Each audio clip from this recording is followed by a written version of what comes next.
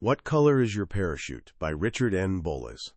Picture this. The sun is shining, people are laughing on their lunch breaks, the world's spinning along as usual. But for one man stepping out of an office building, everything has just shattered. He's been fired. Again.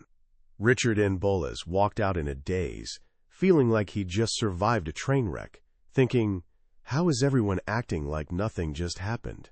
That soul-crushing feeling of losing your place in the world, many of us know it all too well. But here's where the story gets interesting. That devastating moment led Bolles to a discovery that would eventually change millions of lives. He didn't just stumble into another job. He discovered an entirely new way of thinking about work itself, one that puts you back in the driver's seat. In 1970, he self-published his findings in a little book with an unforgettable title, What Color is Your Parachute?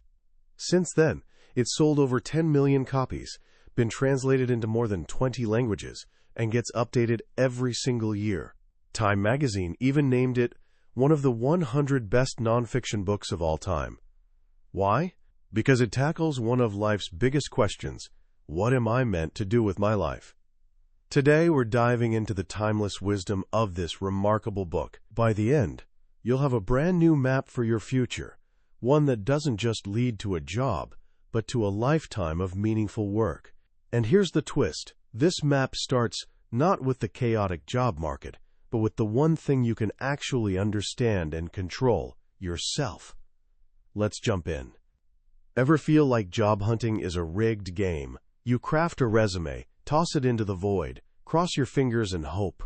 It's like playing the lottery, waiting for an employer to pick you, to grant you permission to have a career. Bolles understood this frustration deeply. He saw that the traditional approach to job hunting is fundamentally broken for most people. Why? Because it starts with the job market, asking what jobs are out there, and then trying to squeeze you into one of them. This makes you feel powerless. You're just one resume in a stack of hundreds, sometimes thousands. From the employer's perspective, their first task isn't finding the best person. It's eliminating as many candidates as possible, as quickly as possible. It's an elimination game, not a hiring game. But what if there was a completely different way? This is the heart of What Color is Your Parachute? Bolles offers what he calls the parachute approach, and it flips everything upside down. It doesn't start with the job market, it starts with you. Before you look at a single job posting or write a resume, you do the deep, rewarding work of figuring out who you are. What are your unique gifts? Which skills do you not only do well, but actually love using? What kind of people energize you? What problems excite you? Here's a secret. The person who gets hired isn't always the one who can do the job best. It's the one who knows the most about how to get hired. And the real secret to getting hired, and being happy once you are, is to stop pretending to be who you think they want, and instead become an expert on yourself. This is a profound shift. It moves you from desperation to power. You're no longer begging for a chance. You're a resource, a person with a unique combination of skills and passions, looking for the right place to contribute. The question changes from, do they want me, to, do I want them? But how do you actually do this? How do you become an expert on yourself? This is where Bolles' genius shines. He didn't just offer philosophy. He created a practical, step-by-step tool that's helped millions build a clear picture of their ideal work. He called it the flower exercise. Imagine a flower with 7 distinct petals. Each petal represents one dimension of who you are, described in workplace language. By filling out each petal, you're building a comprehensive blueprint of your perfect job. When you're done, you have a compass to navigate the work world and find where you truly belong. Let's explore this garden together, petal by petal. The first petal asks, what kinds of people do you do your best work with? Think about it. The people surrounding you daily can either energize you or drain you completely.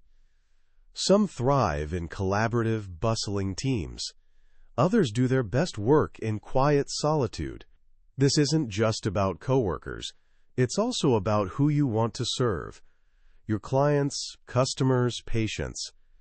Do you enjoy helping young kids or wise elders? people struggling with problems, or people striving to excel. The book introduces a wonderfully simple tool developed by psychologist Dr. John Holland. He discovered that people and work environments generally sort into 6 personality types, with the acronym RIASEC. R is for realistic. The doers. They love working with their hands, with tools, machines, plants, or animals. They like outdoor work and tangible results. I is for investigative. The thinkers. They love to observe, learn, analyze, and solve complex problems. Scientists, researchers, detectives live here. A is for artistic. The creators. They're innovative, intuitive, and love unstructured situations where they can use their imagination. S is for social. The helpers. They're drawn to work that involves informing, training, developing, or healing others. Teachers, counselors, nurses. E is for enterprising. The persuaders. They love to influence, lead, or manage people toward goals. Entrepreneurs, managers, salespeople thrive here. C is for conventional. The organizers. They love working with data, have a great eye for detail, and enjoy carrying out tasks in an orderly way. Now here's the fun part. Bolles turns this into the party exercise. Imagine walking into a party where people have gathered in 6 corners according to these types.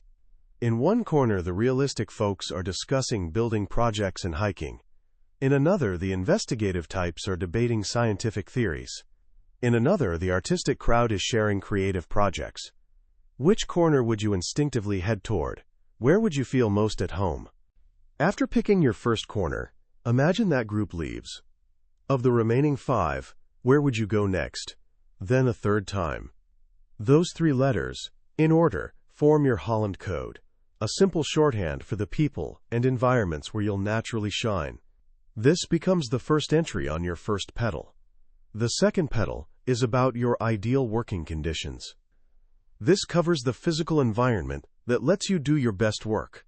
Do you need a window with a nature view, or are you happy in a bustling city office? Do you prefer a large corporation or a small startup? Do you need flexible hours, or do you thrive on a predictable schedule? Bolles suggests a powerful exercise. Think back on every place you've ever worked, even part-time jobs or volunteer positions. In one column, list what you disliked about the physical environment. Maybe it was too noisy, the lighting was terrible, or you were stuck in a cubicle. In another column, list what you liked. Maybe you loved being able to walk to a park for lunch, or enjoyed the casual dress code. Then take your dislikes and, for each one, write down its opposite. If you hated noise, the opposite is a quiet environment. If you disliked rigid schedules, the opposite is flexibility. Suddenly you have a clear, concrete list of working conditions that will make you happy and productive. This goes on your second petal. Now we reach the third petal, and for many, this is the most important, your transferable skills. Here we hit a huge misunderstanding. So many people think skills are just technical things you learn for specific jobs, like software proficiency or operating certain machinery. But Bolles reveals that your most valuable skills are the ones you can take anywhere, from job to job, career to career. These are things you're naturally good at. They're often verbs: organizing, communicating, analyzing, creating, negotiating, teaching, mentoring. These are the building blocks of any career. But how do you figure out which ones are your favorites? The author gives us a brilliant method based on storytelling. He asks you to write down 7 stories from your life, not just from work, but from any time, about an accomplishment you enjoyed and were proud of. It could be organizing a surprise party for a friend, building a bookshelf in your garage, teaching yourself guitar, or solving a tricky problem in a video game. The key is that you have to have enjoyed it. This isn't about what you can do, it's about what you love to do. For each story, you write down your goal, the obstacles you faced, the step-by-step actions you took to overcome them, and the final result. Then, using a checklist of skills provided in the book, you go through each story and check off every single skill you used. After analyzing all 7 stories, you look for patterns. Which skills show up again and again? Those are your core, your most beloved transferable skills. You rank your top 10, and these become the foundation of your third petal. This exercise is powerful because it's based on real evidence from your own life. You're not guessing what you're good at. You're proving it to yourself with your own success stories. The fourth petal is about your favorite knowledge areas. This is the noun petal. It's about subjects you love learning about, fields that fascinate you. Think about it. If you were in a bookstore, which section would you wander into first? When browsing the internet, what topics do you endlessly read about? What do you love talking about with friends? These subjects are clues to the fields or industries where you'd feel most engaged. Maybe it's technology, healthcare, fashion, history, or finance. Bolles encourages you to make a big, sprawling list of everything you know and everything you're curious about, from both work and personal life. Then sort these into 4 categories: high expertise and high enthusiasm, high expertise but low enthusiasm, low expertise but high enthusiasm, and low expertise and low enthusiasm. The sweet spot is that first category, high expertise and high enthusiasm. The knowledge areas you list there should go on your fourth petal. These are fields where your work will feel less like a chore and more like a passion. The fifth petal gets practical, your preferred salary and level of responsibility. This isn't about picking a random number. It's about figuring out how much you truly need to live the life you want, and what level of responsibility energizes rather than stresses you. Do you want to be the boss making final decisions, or do you prefer being a valued team member executing plans beautifully? Maybe you thrive working alone as a consultant or freelancer. For salary, the author advises thinking in ranges. First, create a detailed budget to figure out the absolute minimum you need to get by. Then think about your ideal lifestyle, the one that would make you feel not just secure, but happy and fulfilled. That gives you the top of your range. This petal is also where you consider benefits, things like health insurance, vacation time, or flexible work-from-home options that are just as valuable as money itself. Having this clear financial picture is crucial because it prepares you for one of the most nerve-wracking parts of the job search: salary negotiation. But we'll come back to that. The sixth petal is about geography. Where in the world do you want to live? For some people, this is non-negotiable. They need to be near family, or simply love where they are. But for many, the world is wide open, and where you live can have a massive impact on your happiness. Just like with working conditions, Bolles suggests making a list of all the places you've lived. For each, write down what you liked and disliked. Was it too hot? Too cold? Too crowded? Not enough to do? Or just right? By examining your likes and dislikes, you can build a picture of your ideal location. Do you need mountains or ocean? Big city or small town? 4 distinct seasons or eternal sunshine? Once you have this list of ideal factors, you can start researching places that match. This petal is about dreaming, but it's also about practical planning for a life where your surroundings support your well-being. Finally, we arrive at the seventh and deepest petal, your purpose, your mission in life. This is the why behind everything else. What kind of impact do you want to have on the world? When you look back on your life, what do you want to be able to say you contributed? This can feel like a huge, intimidating question, but Bolles breaks it down beautifully. He suggests that our purpose often falls into several spheres. Do you want to bring more beauty into the world through art or design? More healing through medicine or therapy? More truth and knowledge through science or journalism? More justice through law or advocacy? Or perhaps more love and compassion simply by how you treat others every day? This petal connects your work to something larger than yourself. It's the spiritual dimension of your career search. It ensures that the job you choose isn't just a way to make a living, but a way to live your values. And there you have it.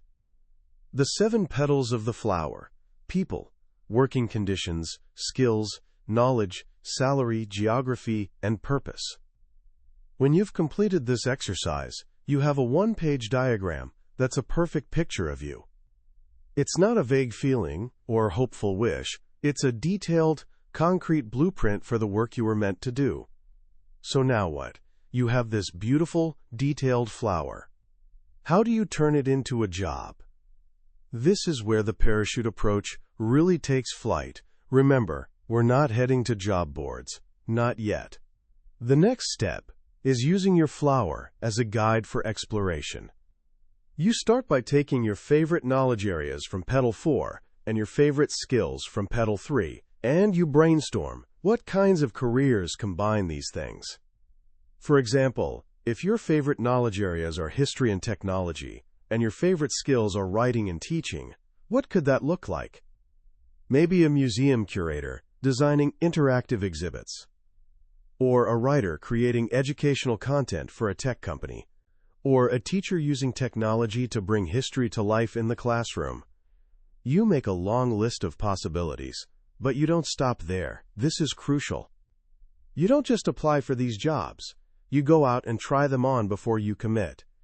How? Through something Bolles calls informational interviewing. This is not a job interview. Let me repeat, this is not a job interview. This is a conversation with someone already doing the work you're curious about. Your goal isn't to get a job from them. Your goal is simply to learn. You're on a fact-finding mission.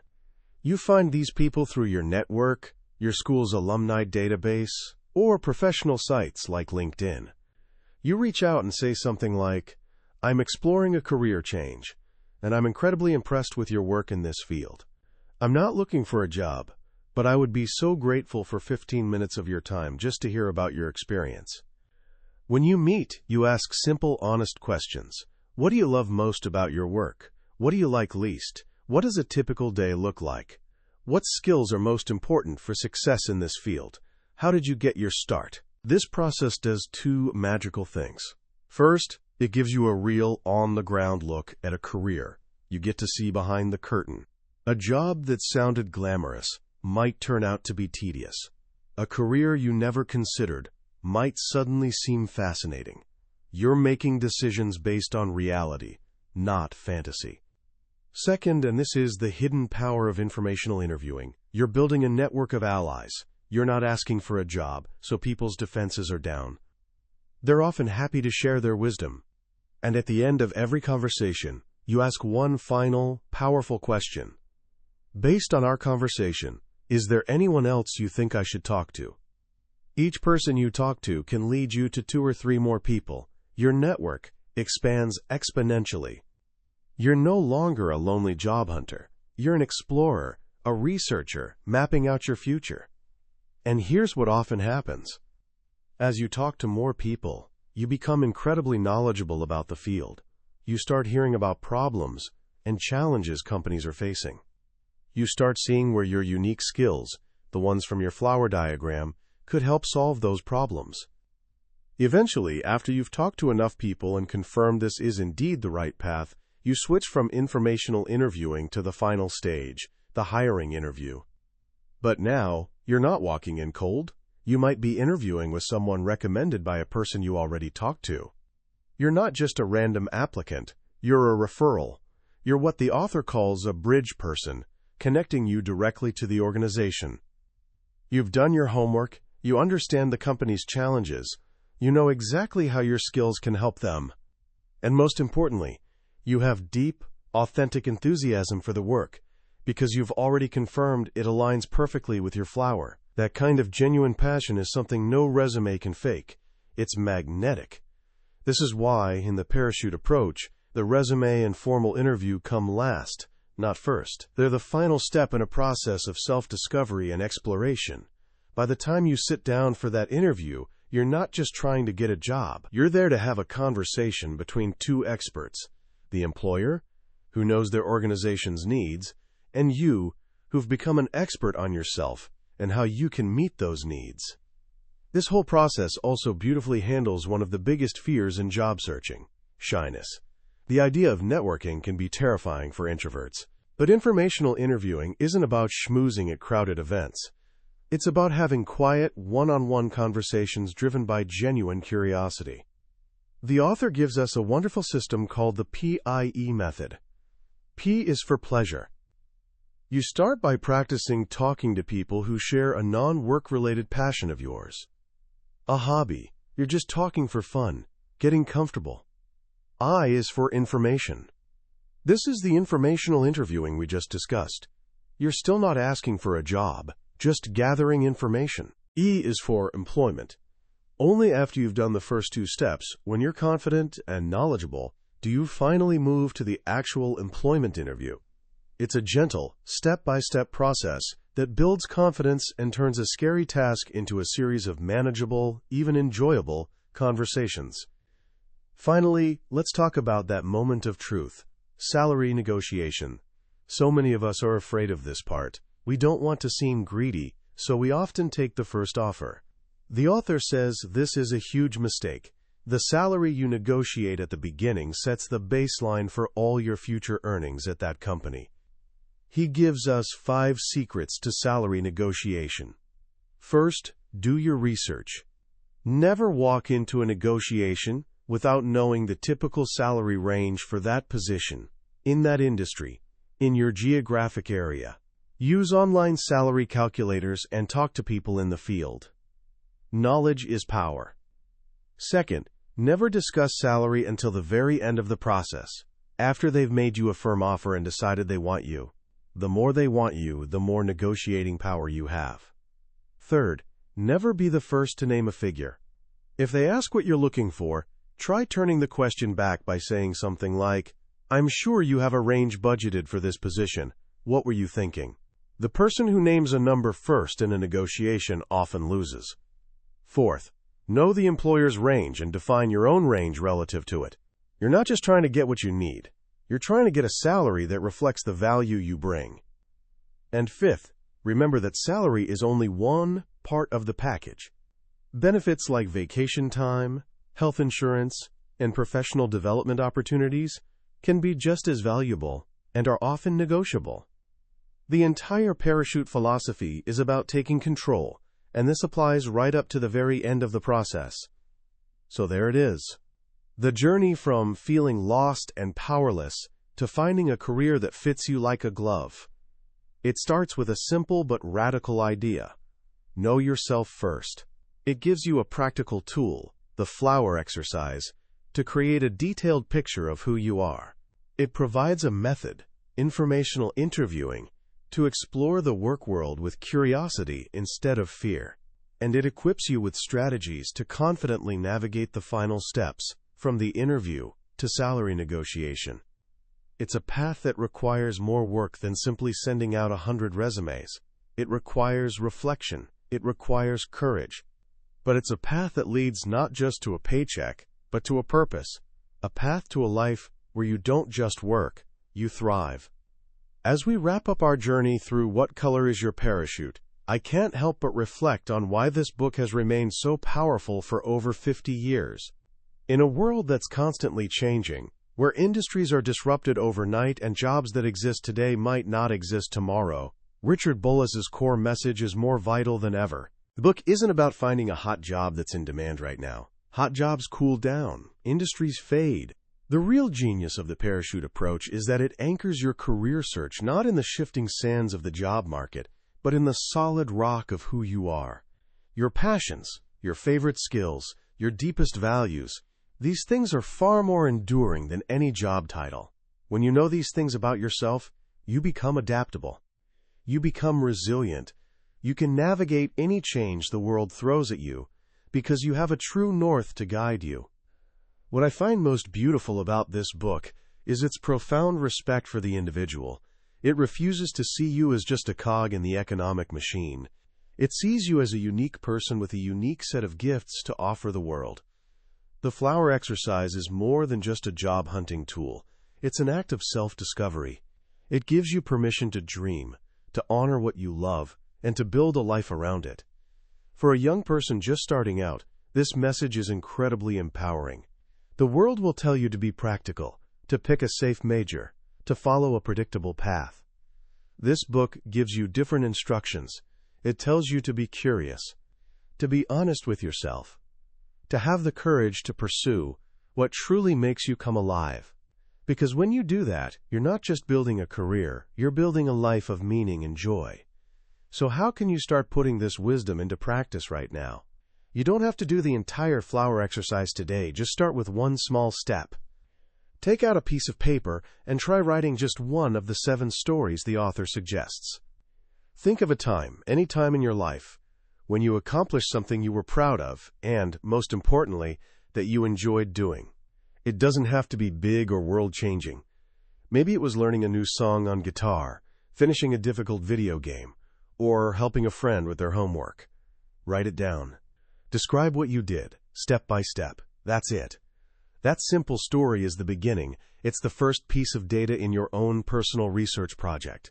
It's the first step on the path to understanding your unique gifts. The journey to finding your life's work is one of the greatest adventures you'll ever undertake. It will have twists and turns, moments of doubt, and moments of clarity. But, as Richard Bolles so wisely taught us, you already have the most important tool you need for that journey. You have a parachute. You just need to discover its color. That was a summary of What Color is Your Parachute by Richard N. Bolles. We've touched on the main ideas today, but I want to be honest with you. A summary is like looking at a map of a beautiful country. The map can show you where the mountains and rivers are, but it can't give you the feeling of the sun on your face or the sound of the wind in the trees. The real magic happens when you make the journey yourself. If any of the ideas we talked about today sparked something in you, I encourage you to pick up a copy of the book. Reading it is an experience, a guided conversation that can truly help you see yourself and your future in a new light. A link to the book is in the description below. Also, if you found this summary helpful and want to continue exploring ideas from some of the most life-changing books ever written, please take a moment to hit that like button and subscribe to the channel. It lets me know this work is valuable to you, and it ensures you won't miss our next journey into another incredible book. Let's keep learning and growing together.